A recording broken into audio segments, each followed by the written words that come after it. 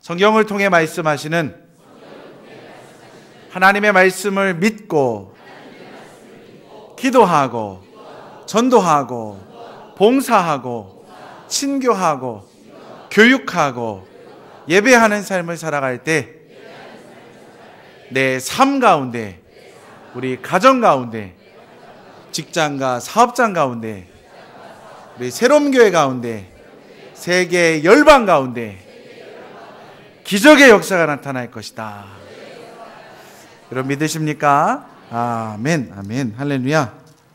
하나님의 말씀은 진리의 말씀입니다. 그래서 하나님의 말씀, 진리의 말씀에 우리가 집중하고 그 말씀을 통하여 우리가 부활하신 예수 그리스도를 만나고 그분이 우리에게 허락하시는 은혜 안에서 살아가면 기적이 나타납니다. 그분은 잠자는 분이 아니라 살아계시고 일하시는 분입니다. 지금도 우리 곁에서 성령을 통하여 역사하시는 줄 여러분 믿으시기 바랍니다. 어제 참 행복한 일들이 많이 있었습니다. 함께 신앙생활했던 청년이 믿음 안에서 가정을 이루는 그 모습 보면서 감사하고, 또 신혼여행 간다고 또 새벽 예배에서 나와서 예배드리고 출발하는 그 모습 너무 아름답더라고요. 그리고 어제 그 주일학교 교사들이 5월 2일 날 있을 어린이 큰 잔치를 위해서 열심히 먹거리를 어떻게 해야 되나, 그 다음에 놀이를 어떻게 해야 되나, 우리 교회를 찾아온 지역 어린이들에게 어떻게 하면 복음을 전해줄 수 있을까 고민하면서 열심히 준비하는 모습, 또 청년들이 우리 교사들의 그 만들어 놓은 전단지를 들고 우리 모현동에 있는 모든 아파트를 다니면서 게시판마다 우리 초청잔치 합니다 보라고 게시하는 그 모습들 얼마나 감사한지 몰라요. 시켜서 하는 일이 아닙니다. 누가 일을 해야 합니다, 안 하면 안 됩니다, 이렇게 강요한 사람도 아무도 없습니다. 그런데 교사들이 어린아이들을 가르치고 새롬의 꿈나무들을 잘 양육할 때에, 교육할 때에 우리 교회가 희망이 있다, 이러한 사명감이 있는 거예요. 이런 사명감이 있다 보니까 본인들이 자발적으로 이 일을 계획하고 이 일을 통해서 지역사회를 품고 가겠다고 이렇게 헌신을 하게 되는 것입니다. 얼마나 기쁜지 몰라요. 여러분 기도 많이 해주셔야 합니다. 할렐루야. 여러분이 봉사도 많이 해주셔야 되고요. 5월 2일 날 아파트를 탁 나왔는데 놀고 있는 아이들이 있으면 새롬교회 가라. 새롬교회 가면 재밌고 또 선물도 주고 게임도 하고 먹을 것도 많다, 복 받는다라고 여러분들이 데리고 오시던지 소개해 주셔야 합니다. 그리고 이 일을 하는데 많은 비용도 발생합니다. 여러분 기관에서 아낌없이 후원해 주시고 여러분 구역에서도 여러분 후원해 주시길 바랍니다. 그러면 우리의 후원과 기도 때문에 이 모현동에 있는 아이들이 변화받을 줄 믿으시기 바랍니다. 우리 익산의 아이들, 전라북도의 아이들, 대한민국의 위대한 아이들, 그리고 하나님의 아이들로 부흥 성장할 줄 저는 확신합니다.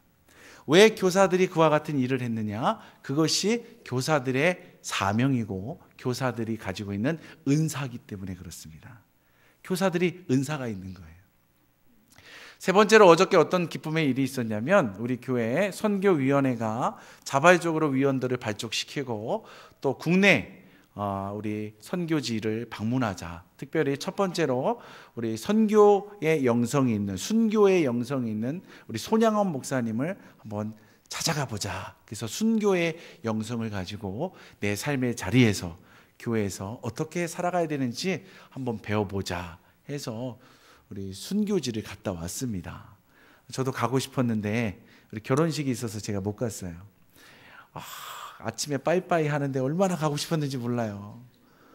그런데 그분들이 그렇게 환한 미소를 가지고 출발했고, 그리고 그분들이 저녁 8시에 교회에 도착을 했습니다. 도착을 해서 저를 만나는 순간 목사님 얼마나 은혜가 되는지, 손양원 목사님 그리고 소록도를 갔다 오는지 얼마나 은혜가 되는지 모릅니다. 제가 물어보지도 않았어요. 근데 내리자마자 손 붙잡고 은혜 받았습니다. 난리법석입니다. 그리고 또 두 번째, 목사님 낙지를 배가 터지도록 먹었습니다. 진짜 목사님이 얘기한 대로 낙지를 배가 터지도록 먹었습니다. 은혜는 은혜대로 받고 하나님이 주시는 이 대자연을 맛보고 먹거리도 풍성하게 맛보고 오니까 성도들의 얼굴이 활짝 피는 거예요. 저 앞에 있는 철쭉꽃은 저리 갈아요. 얼마나 활짝 피는지. 그러면서 저한테 뭐라고 하신 줄 아십니까? 목사님, 우리 교회 장년부가 해외 선교지를 간다면 저는 1번으로 신청할 겁니다. 저 꼭 신청할 겁니다. 그러시는 거예요. 여러분, 선교위원회에게 선교지 가십시오라고 강요하거나 명령한 사람이 아무도 없습니다. 낙지 먹여주겠다고 강요한 사람 아무도 없어요. 본인들이 선교지를 갈 때에 성도들 은혜도 받게 하고 또 낙지도 이렇게 먹였으면 좋겠다. 그 동네 낙지 많다. 이러면서 자기의 은사대로 교회를 섬기고 하나님 나라를 위해서 성도를 깨우는 일을 자발적으로 하는 거예요. 그러니까 일하는 사람도 기쁘고 함께한 사람도 기쁜 거예요. 따라합시다. 은사대로 일하면 일하는 사람도 기쁘고 따라가는 사람도 행복하다. 하나님이 저와 여러분을 사랑하시고 이 땅에서 일할 수 있는 여러 가지 은사들을 주신 줄 믿으시기 바랍니다. 성경에 가장 위대한 전도자가 있는데 그 이름이 바로 사도 바울입니다. 사도 바울에게는 어떤 은사가 있느냐? 전도하는 은사가 있는 거예요. 이방인들, 그리고 임금들, 권력과 지위가 있는 사람들, 그리고 이스라엘 백성들에게 복음을 전하고 복음을 전한 후에 교회를 세우고 그리고 교회를 든든히 세워갈 수 있는 가르침의 은사가 있는 사람이 바로 사도 바울입니다. 그래서 그는 그 은사를 가지고 1차 전도여행을 다녀오고 2차 전도여행을 다녀오고 그리고 3차 전도여행을 하면서 에베소에 머물면서 3년 동안 지금 목회를 하고 있습니다. 여러분, 지난주에 제가 에베소 교회 개척 얘기를 하면서 왜 사도 바울이 3년 동안, 특별한 경우가 아니고서는 한 달 그리고 2달, 많이 고린도에서는 1년 6개월, 그게 최장시간 동안 체류한 시간인데 왜 에베소에서는 3년 가까운 시간 동안 머물면서 복음을 전하였는가? 제가 뭐라고 설명했죠? 그 에베소 지역의 특성이 있다라고 했어요. 대륙 아시아의 가장 서쪽에 위치한 그 에베소는 큰 항구를 가지고 있어서 유럽과도 연결이 되고 아프리카라도 연결이 되고 소아시아 그리고 이스라엘과도 연결이 되는 해상 길이 열린 곳 에베소. 또한 육로가 발달돼서 수많은 사람들이 육로를 통해서 무역을 하며 또 군사들이 이동하는 그런 곳이다라고 했어요. 각양각층의 사람들이 에베소 지역에 들어와서 살아가다 보니까 서로 다른 생각과 가치관, 종교들을 하나로 묶어서 예수 그리스도를 머리로 해서 하나의 교회 공동체를 이루어가는 게 쉽지가 않았어요. 그래서 기도하는 가운데 성령의 능력이 나타나는 가운데 교회를 든든히 잘 세워갔습니다. 그런데 그 든든히 은혜롭게 교회를 잘 세워져 가는데 조금 속상한 소식이 들려오는 거예요. 에베소 지역에서 서쪽을 딱 바라보면 고린도 지역이 보입니다. 그가 1년 6개월을 머물면서 2차 전도 여행 때 세운 그 고린도 교회에 지금 여러 가지 어려움이 닥쳤다라는 거예요. 분쟁이 일어나서 교인들이 지금 막 파당을 짓고 흩어지는, 이러다가는 교회가 완전히 와해돼 버리는 위험 수위까지 올라갔다라는 아픔의 소식을 듣게 됩니다. 막 마음 같아서는요, 막 달려가 가지고 이러면 안 됩니다라고 말리고 설득하고 권면하고 교회를 화해시키는 일에 앞장서고 싶었는데 지금 내가 맡고 있는 이 에베소 교회를 떠날 수가 없어서 그가 펜을 들고 편지를 쓰기 시작합니다. 그래서 분쟁이 일어나고 있는 고린도 교회가 예수 그리스도 안에서 화합하며 교회가 안정을 되찾길 바라는 마음으로 편지를 썼는데 그 편지가 바로 고린도 전서의 편지입니다. 여러분, 혹시 사람이 사는 공동체 가운데 문제가 없는 곳이 있을까요? 아니면 문제가 없는 곳이 있을까요? 문제 없는 곳이 있을까요? 제가 볼 때는요, 사람이 사는 곳에는 다 문제가 있습니다. 왜? 사람이 문제거든요. 누가 문제라고요? 사람이 문제. 혹시 우리 가정은 문제 없습니다. 우리 회사는 문제 없습니다. 내가 알고 있는 교회는 문제 하나도 없습니다 하는 데 있으면 알려주셨으면 좋겠어요. 한번 가보고 싶어요. 어떻게 살길래 그렇게 문제가 없나. 여러분, 제가 보면 사람이 사는 곳에는 언제나 문제가 있습니다. 그럼 뭐가 문제냐? 문제를 문제거리로 만드는 게 문제입니다. 뭐가 문제라고요?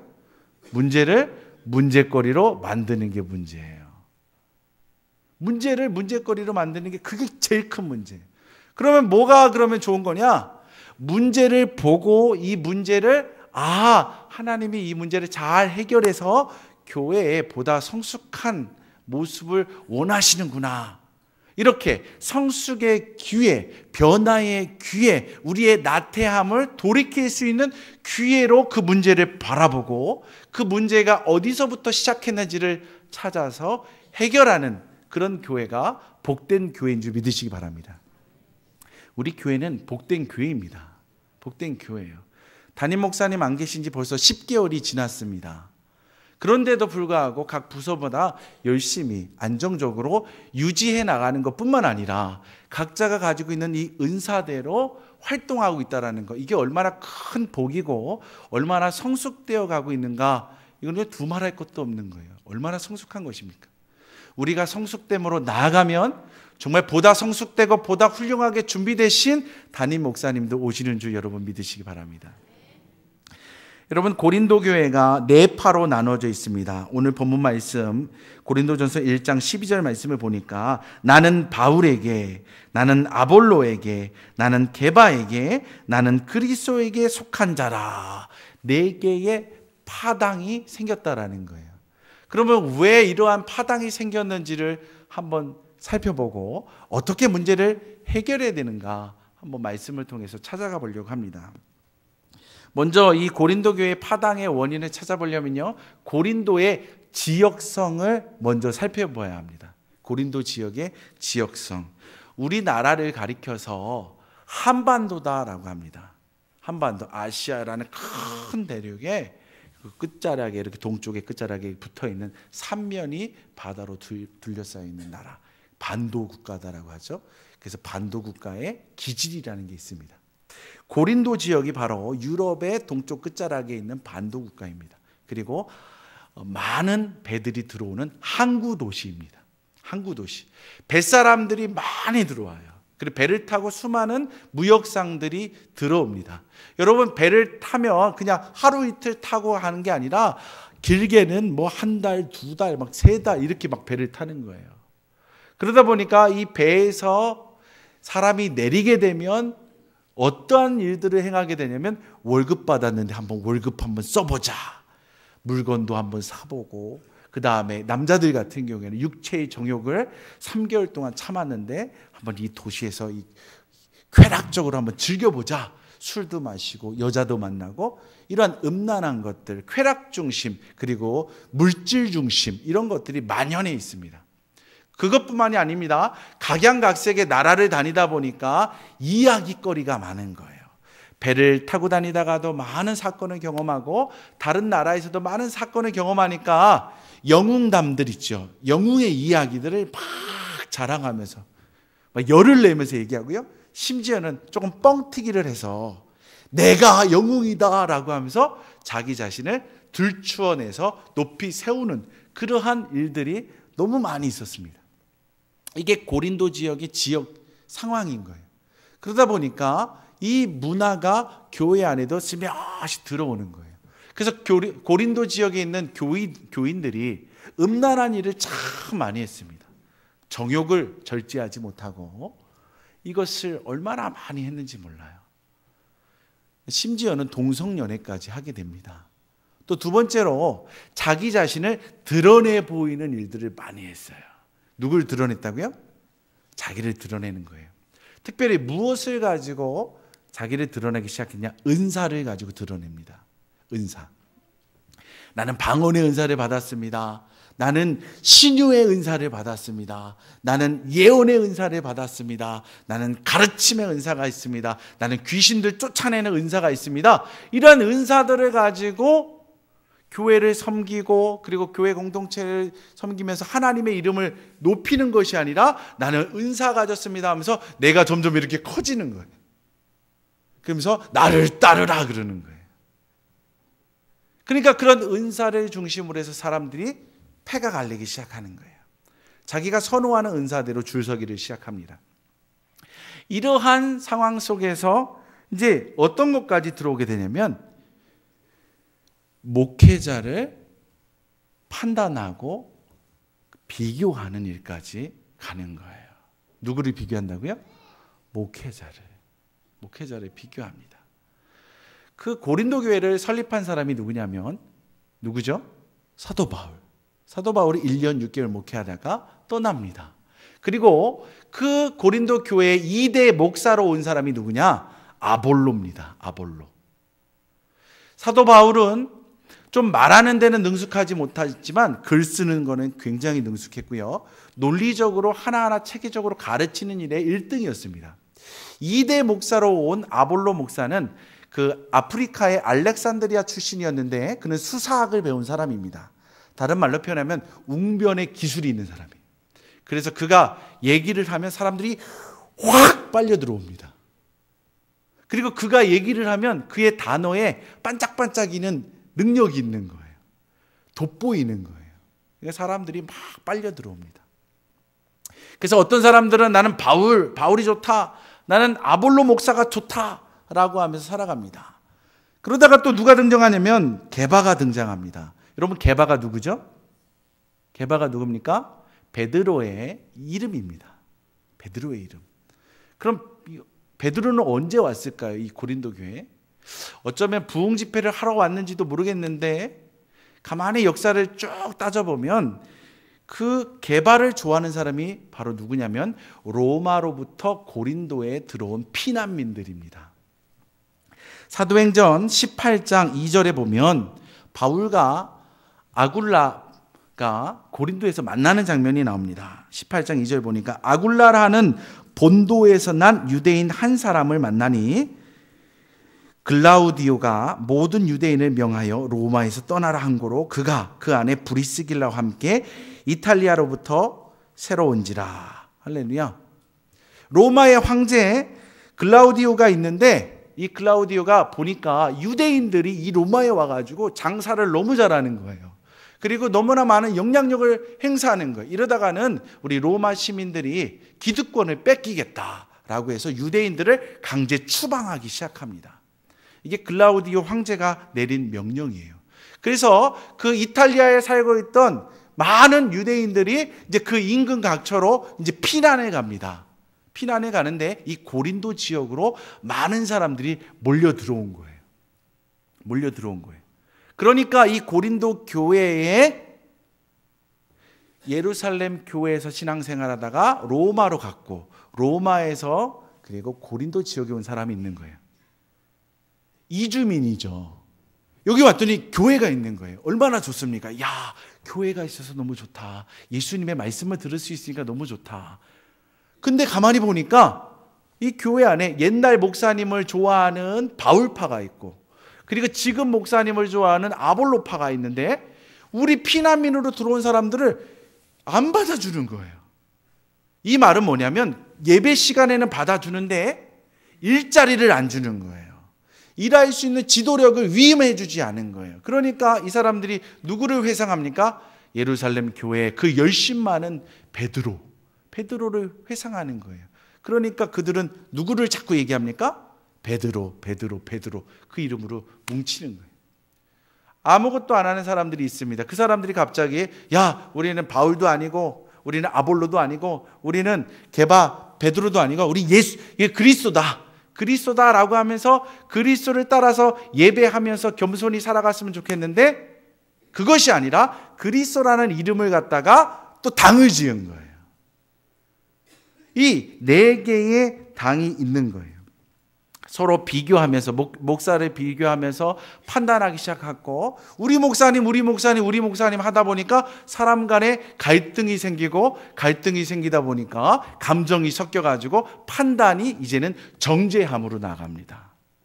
정죄하게 되는 거예요. 그러다 보니까 이제 완전한 굳건히 선 4개의 파로 확 나눠져 버리게 된 것입니다. 이게 고린도 교회의 그런 지역성과 교회 내부적으로 나타난 현상들입니다. 결론이 뭐냐면 은사 때문에 그 은사를 중심으로 자기를 드러내다 보니까 이와 같은 일들이 벌어지게 된 거예요. 그래서 사도 바울이 이 모습을 이제 해결하라고 해결책을 제시하고 있습니다. 오늘 본문의 말씀 한번 읽어보겠습니다. 고린도전서 1장 10절 말씀입니다. 함께 읽겠습니다. 시작. 형제들아, 내가 우리 주 예수 그리스도의 이름으로 너희를 권하노니 모두가 같은 말을 하고 너희 가운데 분쟁이 없이 같은 마음과 같은 뜻으로 온전히 합하라. 할렐루야. 같은 말을 해야 한다. 같은 마음과 같은 뜻으로 온전히 합해야 된다. 온전히 합하다라는 말은 뭐냐면 온전히 회복되어져 해야 한다는 거예요. 예수의 공동체로, 부활하신 예수님을 예배하는 공동체로 회복돼야 된다라는 것을 지금 결론으로 이야기하고 있는 것입니다. 그러면 이와 같이 같은 마음으로 같은 생각으로 온전히 회복하려면 어떻게 해야 되느냐? 어떤 삶을 살아가야지 이와 같은 일들을 이루어감으로 교회가 문제를 해결하여 성숙하게 나아갈 수 있느냐? 그런 것이죠. 바울이 제시합니다. 17절 말씀을 한번 읽어봅니다. 17절 말씀 시작. 그리스도께서 나를 보내심은 세례를 베풀게 하려 하심이 아니요 오직 복음을 전하게 하려 하심이로되 말의 지혜로 하지 아니함은 그리스도의 십자가가 헛되지 않게 하려 함이라. 할렐루야. 지금 사도 바울이 뭐라고 하냐면 나는 말의 지혜로 여러분들이 여러분의 교회의 문제를 해결하라고 이야기하지 않습니다. 내가 말을 너무나 많이 하면 십자가가 가려집니다. 뭐가 가려진다고요? 십자가가 가려진다는 거예요. 그리고 내가 너무 말을 많이 하면 무슨 일이 일어나느냐? 내 말에 동의하는 사람은 이쪽 편에 설 것이고 내 말에 동의하지 않는 사람은 이쪽 편에 서면서 또다시 갈라지게 된다는 거예요. 그래서 말을 많이 하지 않고 나는 십자가를 바라보라라고 증언한다라는 것입니다. 여러분, 문제가 있을 때 그 문제의 핵심을 찾아내려면요 십자가를 바라보기 시작하면 됩니다. 따라합시다. 십자가는 진리이다. 여러분, 대속물로 죽으신 예수 그리스도의 십자가, 그리고 부활의 영광으로 우리에게 나타나신 예수님, 그것은요 진리입니다. 그래서 나라가 다르고 그리고 지역이 다르고 언어가 다르고 시대가 다른데도 불구하고 그 진리의 말씀을 들으면 모두가 죄인임을 고백하면서 돌아오잖아요. 예수님께로 돌아오잖아요. 자신의 그릇된 행동들을 돌이키잖아요. 사도 바울은 나는 말하지 않겠다. 다만 예수 그리스도의 십자가를 바라보라고 나는 제시하겠다라고 하는 것입니다. 그러면서 구체적으로 그들을 책망하는 장면이 나옵니다. 13절 말씀을 읽겠습니다. 13절 말씀 한번 같이 읽겠습니다. 시작.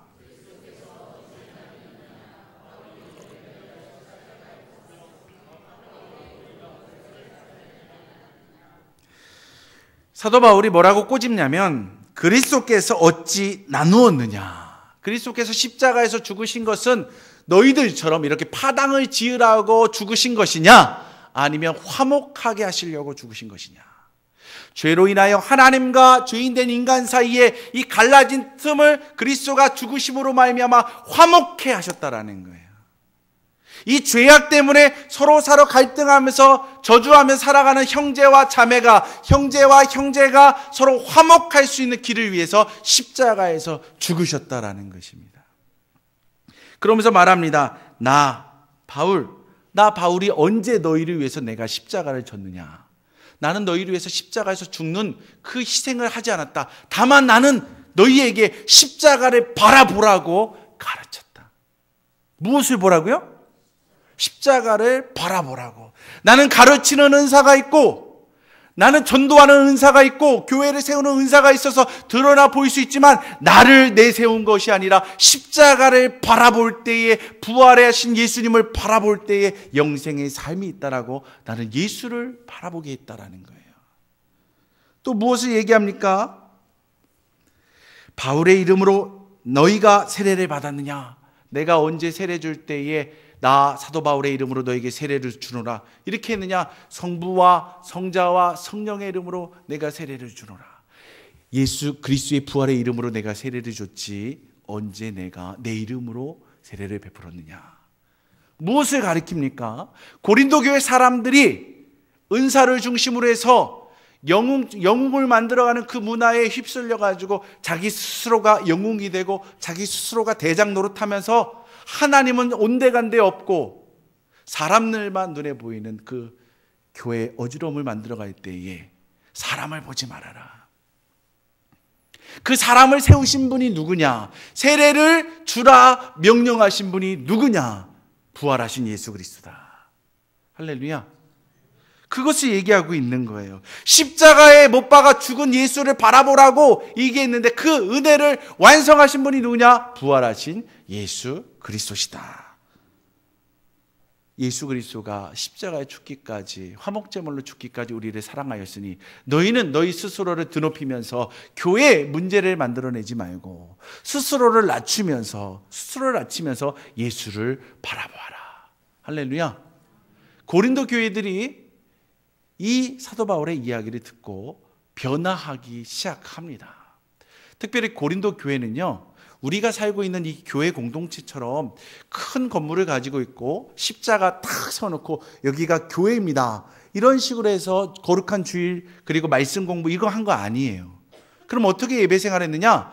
각 가정별로 큰 집이 있는 집이 우리 집을 교회로 삼아주세요. 그래서 고린도 지역에 이러한 큰 가정집을 중심으로 해서 교회가 있는 거예요. 이러다 보니까 이 문제를 제대로 해결하지 않으면 모든 가정교회들이 각자 다르게 그냥 확 흩어져 버리는 거예요. 이러한 때 사도 바울은 은사를 하나님이 주신 목적은 이 사람을 통하여 은사를 드러나게 하면 교회 공동체를 하나로 묶기 위함이다. 우리들은 수단으로 기능적으로 사용되는 것이지 우리가 목적지, 우리가 하나님처럼 높아져서는 안 된다라고 선을 확 구면서 지금 알려주고 있는 거예요. 그랬더니 그 수많은 가정교회의 고린도 교회 식구들이 이 고린도서의 편지를 돌려가면서 읽어가면서 그들이 사도 바울의 가르침을 권면을 듣게 됩니다. 그리할 때에 그들 안에 이제 질서가 싹 잡혀가는 거예요. 질서가 잡혀가는 거예요. 그들이 비교했던 목회자에 관해서 그게 파당을 지었던 그들에 대해서 이해를 하기 시작하는 거예요. 자, 고린도전서 3장 6절 말씀을 읽어봅니다.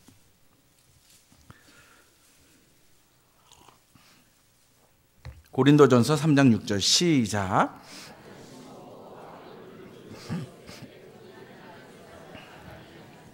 할렐루야. 나 사도 바울은 이 교회를 개척하는 일을 하였고 지금 목회하고 있는 아볼로 목사는 여러분에게 물을 주는 일을 하면서 여러분을 돕고 있고 그리고 여러분을 성장시키며 여러분 안에 놀라운 은혜의 공동체를 이루게 하시는 분은 바로 누구다? 하나님 아버지시다라는 거예요. 목회자들은 지금 기능적으로 은사대로 일하고 있는 것인데 그들은 기능적으로 일하는 것이다. 그리고 서로가 필요한 일을 때에 따라서 감당하고 있는 것이다. 그러나 이 모든 일을 주관하시고 위임하시는 분은 바로 여호와 하나님, 부활하신 예수 그리스도다라는 것을 증언해 주고 있는 것입니다. 할렐루야. 이제 서로다로 비교하면서 각을 세우고 살아갔던 사람들이 그게 아니구나. 이 사람은 이런 사명으로 지금까지 살아왔고 지금 목사님은 그 사명을 가지고 베드로 목사님은 베드로의 소명 안에서 우리의 부족한 것을 채워주시는 분이구나. 이렇게 이해가 되는 거예요. 그러면서 고린도전서 12장을 통하여 이제 결론으로 이제 교회 공동체를 수습해 나갑니다. 은사를 주신 그분이 누구냐? 한 분 성령 하나님이시다. 할렐루야.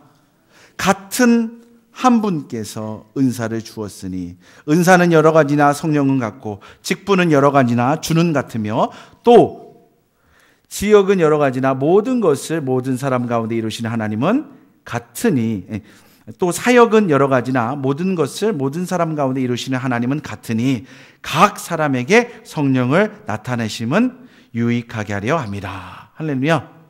그 성령을 통하여 은사를 주시는 분은 누구다? 한 분이시다라는 거예요. 한 분을 통해 이루어졌다라는 거예요. 보석처럼 빛나는 진주 아이들이 하나의 줄을 통하여 묶여졌을 때 아름다운 진주 목걸이다라는 보석으로 값어치가 나가는 것처럼 우리에게 주어진 이 은사들은 그냥 따로따로 있으라는 게 아니라 성령께서 주신 것이니 성령 안에서 묶어가면 아름다운 공동체를 세워나가는 기능적으로 놀라운 일들을 이루어주게 한다라는 것입니다. 12절 말씀에 보니까 몸은 하나인데 많은 지체가 있고 몸의 지체가 한 몸인가 같이 그리스도도 그러하니라. 머리 대신 예수님을 중심으로 해서 한 몸으로 이루어져 간다는 거예요. 모든 성도들은 각양각색의 은사를 가진 사람들은 서로 따로따로 살아가는 것이 아니라 예수 안에서 성령 안에서 하나의 몸을 이루어가고 있는 것이다. 27절과 28절부터 쭉 보면 각자의 기능에 맞는 은사가 있어서 서로 질서 있게, 어떻게 해요? 질서 있게 이 공동체를 세워가야 한다라고 가르칩니다. 그러면서 이것을 기능적으로 이루어갈 때 가장 필요한 것이 있는데 그것이 바로 사랑이다. 할렐루야. 사랑이 없이는 서로 한 몸을 이루어 살아갈 수가 없다라는 거예요. 사랑해야 된다라는 거예요. 그래서 고린도전서 13장에 사랑이 등장합니다. 여러분, 손이 마음에 안 든다고 손을 확 깨물어 버리면 손이 어떻게 되죠? 아이고 꼴불견이다. 너 잘 됐다. 그냥 이빨 자국 싹 났네. 아이고 잘 됐다. 그렇게 얘기할 수 있어요. 근데 누가 아파요? 한 몸이기 때문에 누가 아파요? 내가 아픈 거예요. 그러니까 물어뜯지 말라는 거예요. 서로 다름을 가지고 기능이 다름을 서로 이해하지 못한 것 때문에 그런 것이니 사랑 안에서 서로 성령 안에서 함께 이해하면서 한 몸이다라는 것을 알아가라라는 것입니다. 그러면 온전한 교회 공동체를 이룰 수 있다라고 증언해주고 있는 것입니다.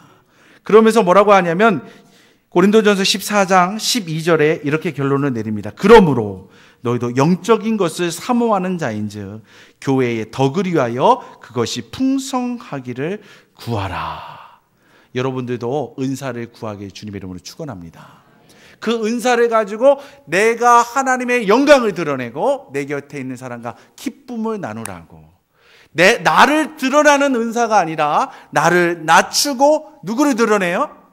하나님의 영광을 드러내고 나를 낮추며 이 은사를 사용함으로 말미암아 교회를 더욱더 든든히 세워가는 그 은혜 안에 거할 때, 그 은혜 안에 거할 때 고린도 교회 안에 있는 문제는 다 해결이 됩니다. 그리고 문제가 이제는 성숙의 기회로 됩니다.